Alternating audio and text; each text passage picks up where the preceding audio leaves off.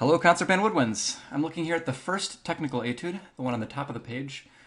Remember that you only need to pick one from each side, so if you're already doing a different technical etude, you don't obviously also need to do this one. Before we start, you should make sure you have a pencil and your music, at least. You want to write some things down, and probably also your instrument, so you can pause the video and kind of try some stuff out, see if it works for you. So, very first thing, we're looking at the time signature is 4/4, but we have a lot of triplets. In fact, we have no straight eighth notes at all. So even though it says 4/4, it's probably going to feel more like 12/8, 6/8, some sort of compound meter. Second thing you'll notice, we have no sharps or flats in the key signature, at least for concert pitch instruments. But we do have a lot of sharps in the piece. So the key signature looks like probably C major. Really, it's going to be A minor, right? We have some G sharps, we have F sharps as well, so probably a melodic minor. Before we start, you should probably check and make sure you know what this note is on your instrument. The concert G sharp there, not one that we see a lot. And then flutes, make sure you know that high A fingering way up there. You may need to look that up as well. Okay, so we're ready to actually do some playing, and I'm going to break this up into a couple of different phrases so we can kind of understand it better musically. So let's break it up here, and here, and here. And I'll explain why I did that as we go along. So this first phrase, you can see we have two kind of sub-phrases. 1, 2, that looks bad, sorry. We've got a kind of a call phrase and a response phrase. You'll notice that the overall direction is kind of going up, right? We end on this high note here. We go from mezzo forte up to forte in the next phrase. So I'm going to play it for you, and you'll be able to kind of hear what I mean.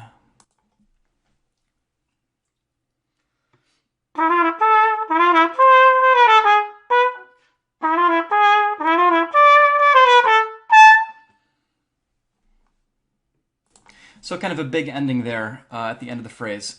One thing you'll hear that I kind of did that you should be careful not to do is I was a little bit uneven with the triplets.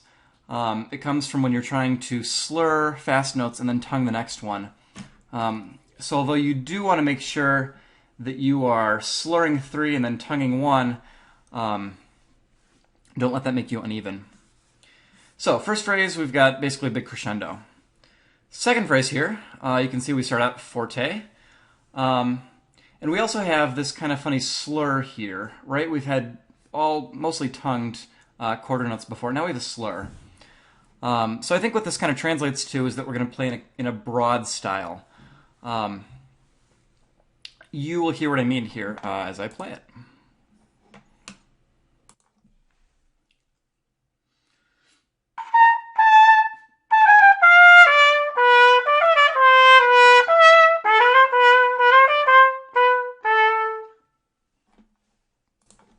So really all the notes are very long, except for maybe those last couple where we return to the phrase.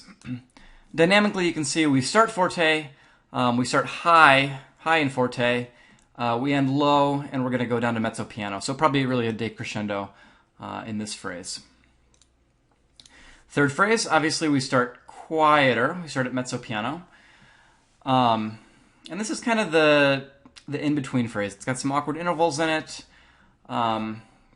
It's just different from the rest of them, right? Different rhythmically, different dynamically, just different.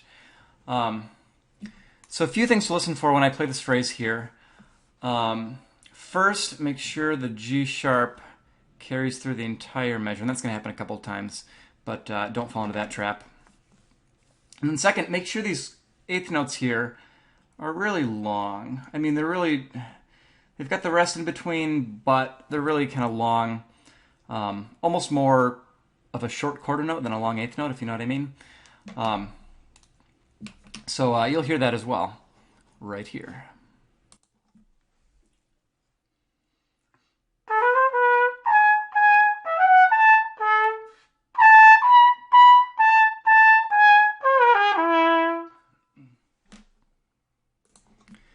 So you might think that's kind of an awkward place to cut the phrase off, right? Kind of in the middle of the measure there, without a rest.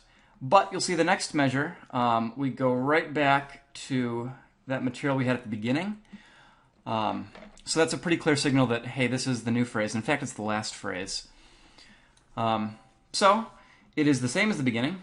You'll want to play it pretty much like you did at the beginning. Go back to a louder dynamic there. And then you have this little kind of ending phrase at the end. Like it says, just one big crescendo. This may be a spot that you'll want to circle to practice, because it's hard, right? There are more eighth notes in a row here than any other place in the etude. So I'll finish up and play this last phrase for you.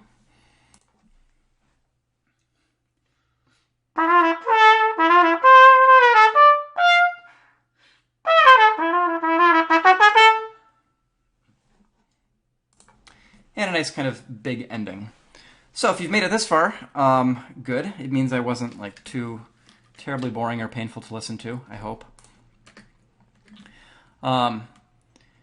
Like I said, make sure you're even on the eighth notes. You'll notice I tend to get a little bit uneven sometimes. I should probably work on that. And then make sure you get it up to a reasonable tempo. It's marked at 126. It doesn't have to be quite that fast, but it shouldn't be very much slower. So that's about it. I'm going to play the entire etude for you now, so you can kind of hear what it sounds like all the way through with the stuff that we talked about. And that's it. Good luck preparing.